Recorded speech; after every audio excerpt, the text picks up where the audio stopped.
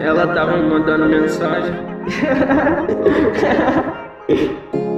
Garota, por favor, hoje à noite você vai se entregar pra mim. Eu não tenho dúvidas, você é a mulher que eu escolhi. Mas por favor, não fala coisas que você não sabe. Meus problemas vão se resolver quando eu ver meus inimigos morrer.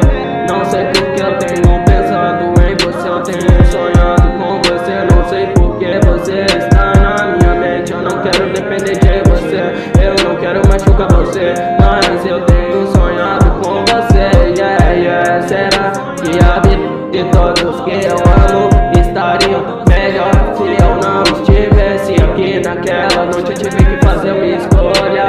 Até hoje eu me arrependo do que eu me escolhi. Eu não pensei direito, não vou chorar. Não quero que ela veja eu chorando. Os meus próprios pensamentos ficam me torturando. Não vou deixar você ficar me manipulando. Não confio no amor, por isso eu não me engano.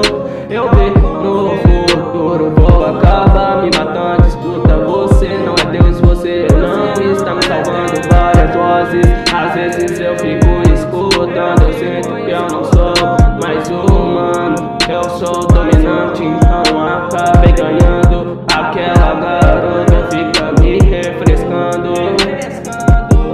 Na minha lâmina tem sangue, esses otários ficam cheirando suco tangue. Olhou para os meus olhos e viu a sede por sangue. Minhas células estão se multiplicando. Veja que interessante, só finge que se importa. Vou colocar meu pescoço na corda, eu tenho carregador minha dor nas costas.